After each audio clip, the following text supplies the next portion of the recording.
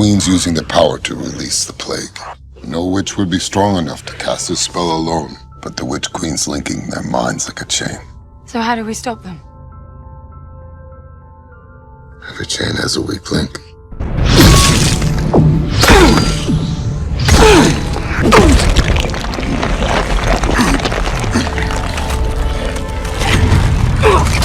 Edward Cullen runs at approximately 27 miles per hour. I'll do the honors. No, Tresk's feet are it's not as 17 inches long. Is his mom? Saeed fires over $2,000 There worth of was silver another one. bullets in the movie Underworld. Has to end. Sebastian can run at Mach 4. Akko Kagami survives a broom ride at 871,150 kilometers per hour. We get one there. Hellboy can deliver a punch with 40,000 pounds of force. So. Oh, no, this isn't from the Witch Queen. This is just how it is around here.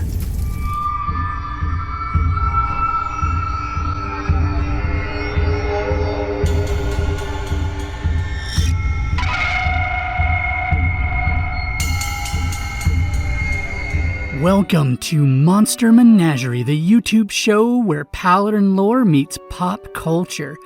My name is Mason Cren. Mason's the title, Cren's the name. If you're new around here, this show revolves around one basic premise. What if I, a Mason with the Paladin Order, chose to use the analytical skills I've sharpened over years of service to the Order to break down monsters in fiction? Yes, me and the other Masons came up with this idea on a lunch break, but I mean, it was technically Maddie's idea, but nah. Today on Monster Menagerie, I thought we'd step away from the lighthearted, the goofy, and the heartwarming to find a witch with some real bite to her. A witch unlike anyone we've looked at this year. And you know what? I think I've found her. Laying dormant for 800 years, waiting for the chance to resume her quest of human eradication, I give you the Witch Queen.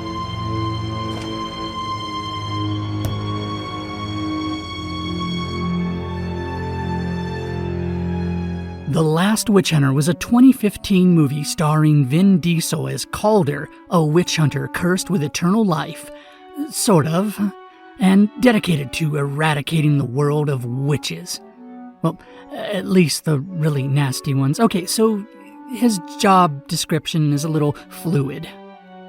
The lore of the movie is actually quite fascinating, and I see a lot of commonalities with our own lore here at the Archives. Is there any role Vin Diesel hasn't tackled, from voicing a giant robot to driving muscle cars through skyscrapers? The man's resume is as varied as it is ridiculous.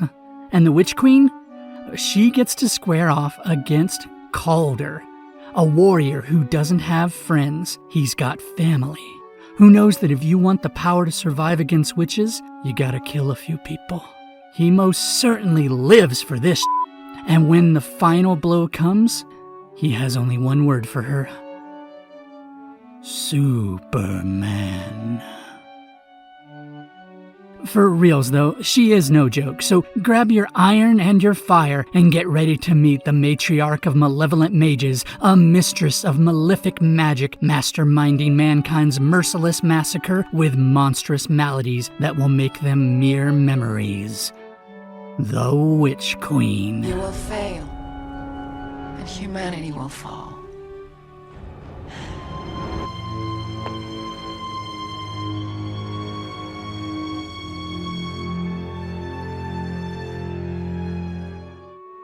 800 years ago, mankind was on the brink of destruction as the Black Death swept through Europe. The Witch Queen, mastermind of the plan to rid the world of the stench of man, had woven a spell that spread via her plague flies, but a brave and desperate band of brothers known as the Axe and Cross marched on her lair. Ambushed, they fought back, bringing iron and fire to bear in a final attempt to wipe her curse from the world. By iron and fire! Fight culminated with one man, Calder, striking the final blow, one he knew he wouldn't survive. But before she perished, she cursed Calder with immortality. Or so it seemed. In truth, her still beating heart, secreted away by the axe and cross, hid its own immortality in him, Calder, waiting for a chance to be restored. In the modern day, Calder has spent centuries eradicating witches who threaten the fragile truce between magic and mankind. But her heart makes him the key to her resurrection. When her followers awaken her, she again seeks to finish what she started, an extinction-level plague meant to wipe out humanity from the earth. Once more, Calder ventures to end the Witch Queen, but with her return, Calder's mortality is once again restored. Despite losing his get-out-of-death-free card, Calder charges in, using his wits and knowledge gained from 800 years of hunting. With a few clever uses of runes that call back to the beginning of the movie, he once again ends the Witch Queen with iron and fire. Sort of. Because no modern-day story can exist in solitude, Calder must live on in his immortality to face the next great threat to mankind, and so her heart is once again stashed away so Vin Diesel can spit one-liners at the next world-ending threat. And that's pretty much it. The Witch Queen herself doesn't get a ton of screen time. In fact, it's hard to really consider her the principal antagonist of the movie. Her minions' motivations are kind of cloudy until the later part of the movie. Mostly it's a murder mystery centered around Calder's previous handler, who, it turns out, isn't actually even dead. No one kills Michael Caine. That man is a treasure. But since the history of the Witch Queen is so short, let me briefly resurrect a previous Monster Menagerie analysis category: personality. What is the deal with the Witch Queen? What are her motivations? She's clearly an omnicidal maniac with an eco-terrorism bend, like if Poison Ivy was corrupted by the One Ring. The closest thing we get to her motivations comes from this early line when she's fighting Calder. You breed like rats. You put stone on top of stone and then live in your own filth. You are trespassers on our world. This is why I created the plague. It's why every one of you must perish. I get the impression, and the movie vaguely insinuates it, that she predates humanity. Or at least human civilization. If we're being conservative and saying that it's just humans that, quote, put stone on top of stone, so sedentary cultures rather than nomadic ones, we're looking at easily over 4,000 years old, using Mesopotamia as our earliest urban culture. If we want to be a bit more generous and just say like agriculture, then we can push that back to maybe even 10,000 years. That is a long time to hold a grudge, just watching this new species breed and expand. And in all that time, the only thing we truly know about her is that she hates humans. She's clearly got this evil hippie woman born in a tree vibe going. I'm not sure if that insinuates a reverence and love for the earth, or just agitation that humans are conquering and subduing it before she can. Since we've already invoked Poison Ivy, let's briefly juxtapose our queen here with Dr. Isley, shall we?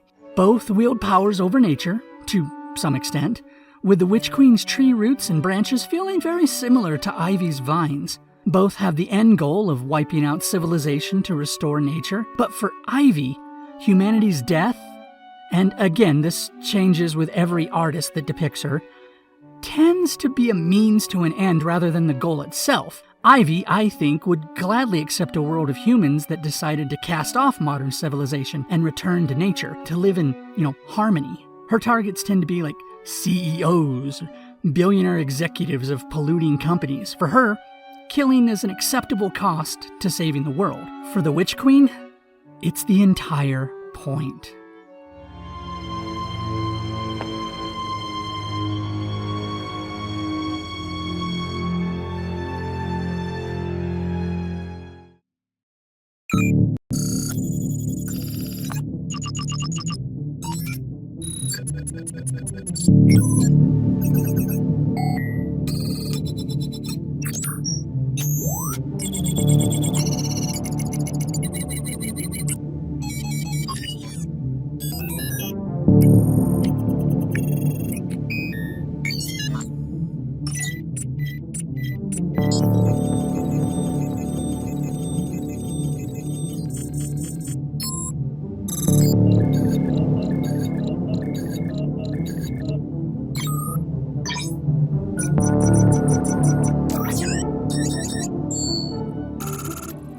The Witch Queen is no slouch when it comes to the list of malicious mages this year.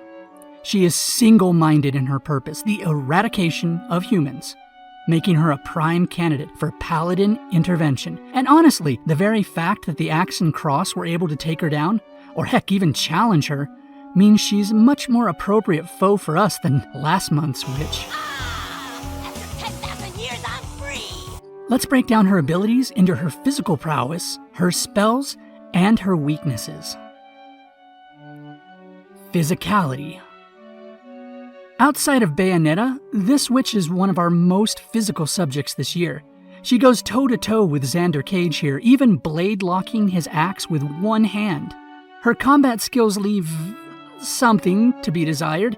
She goes straight from said blade lock into being pinned against the tree, but come on, if you're immortal, you probably don't care much about getting stabbed.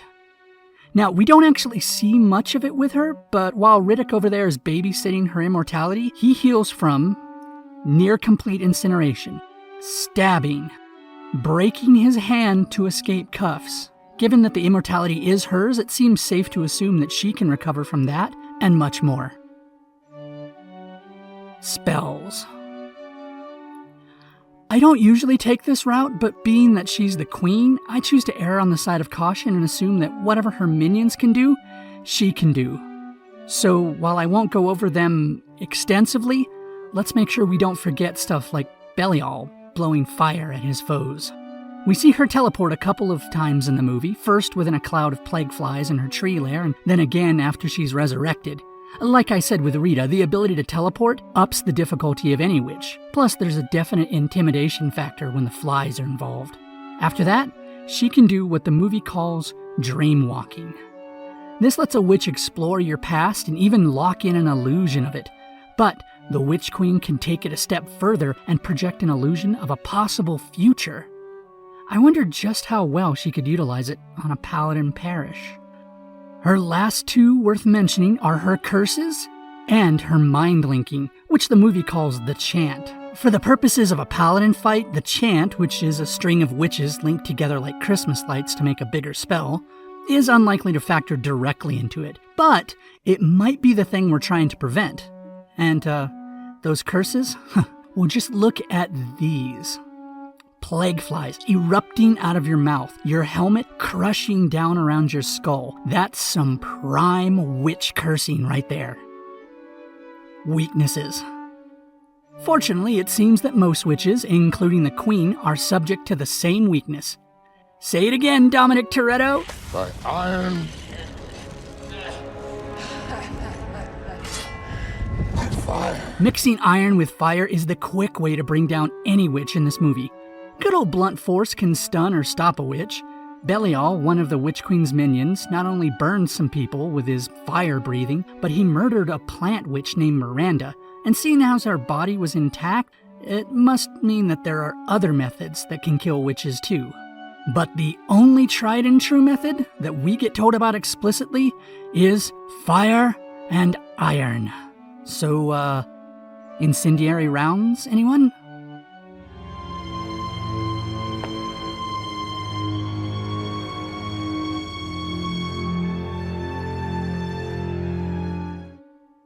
I'm a Mason with the Paladin Order, and I work here in the Archives, a repository of knowledge about every foe the Order has ever faced.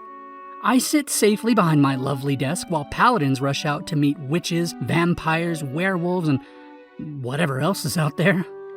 Every once in a while, one of them gets desperate enough to call me and ask, "Hey Cren, how do I kill this?"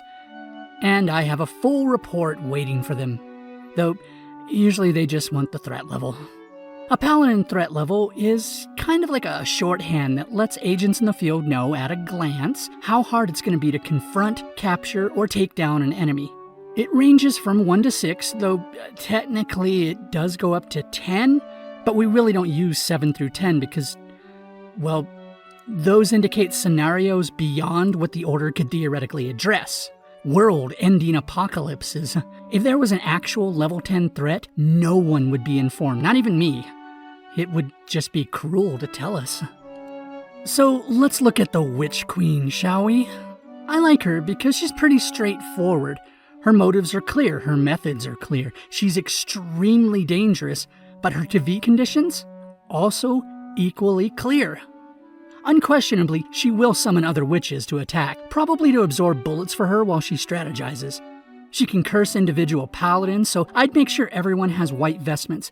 We don't want plague flies erupting from anyone or body armor crunching us like recycled cans. I actually think a standard parish-level group of paladins could handle this threat. After all, Groot over there did it with a half-committed Dreamwalker and a turncoat Frodo Baggins. A team of well-trained, well-armed paladins? I'm not saying it's a cakewalk, but this kind of force is standard procedure, even if the consequences for failure aren't. Anti-freak and anti-heretics should be in the lead here. This is going to involve direct combat rather than spiritual warfare. As for the actual damage being dealt, well, we have a few options. Paladins usually have batons as standard issue, iron with silver tips, but we can specialize if needed. These are okay for defense against the witch, but as the pacifier so eloquently reminds us, we need iron and fire to end her. My top suggestion? Iron core incendiary rounds. Take a look at how she's put down the second time. Iron sword javelined into her sternum and then struck by lightning. Now, lightning isn't fire, but it can cause fire. The fact that this works means the two elements, iron and fire, don't have to be delivered in unison.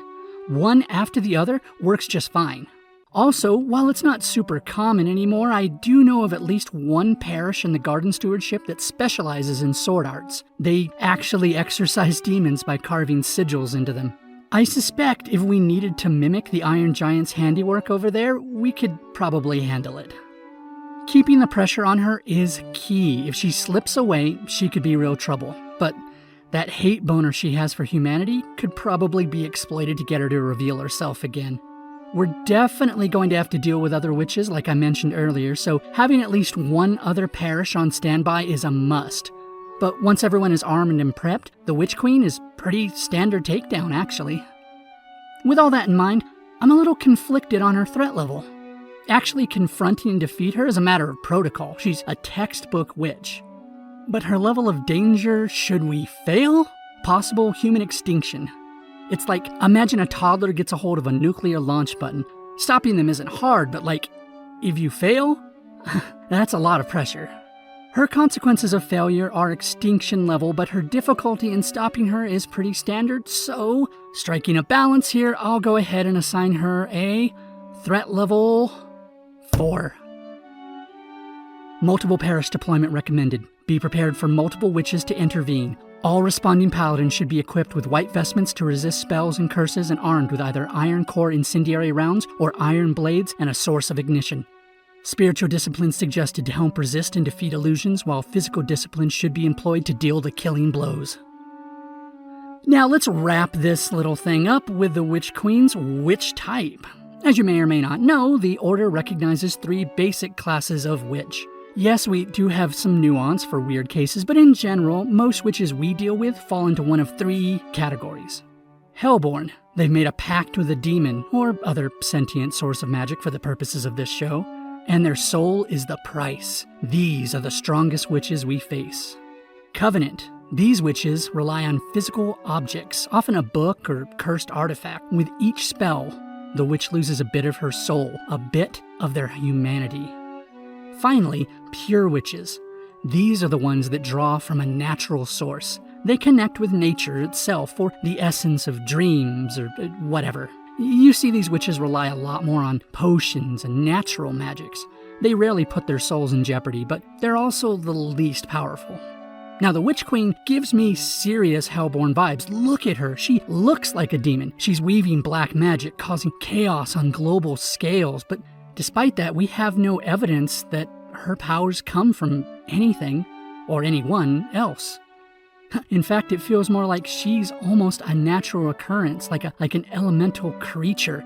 Heck, she might even be the source of someone else's Hellborn pact. In the most literal sense, the Witch Queen is pure. Pure witch, pure evil, pure magic. Witch type, pure.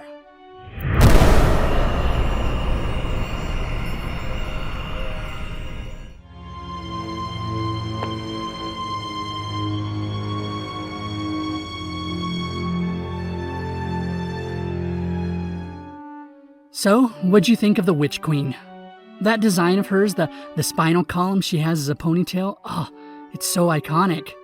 Well, it would be if she was more popular. If, people had actually seen the movie. But, I mean, her vibes, her look, her voice says it's all so witch. I like her. But what did you think? Does she measure up to the rest of this year's competition? Speaking of competition, did you know that at the end of this year we're bringing all the witches that we've analyzed together for a witch trial?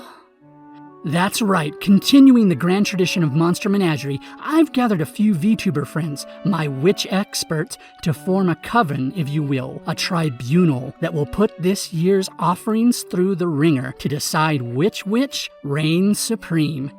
And guess what?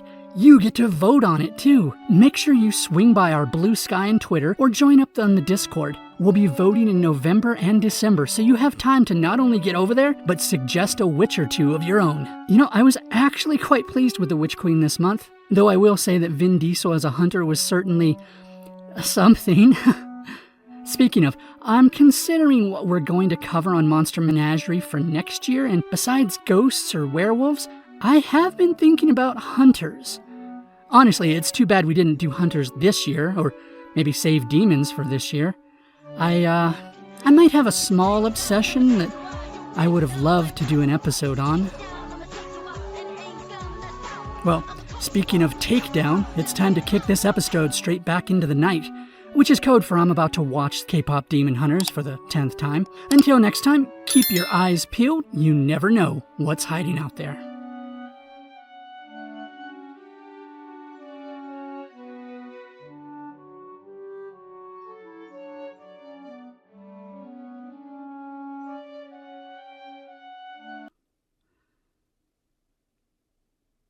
Okay, hear me out.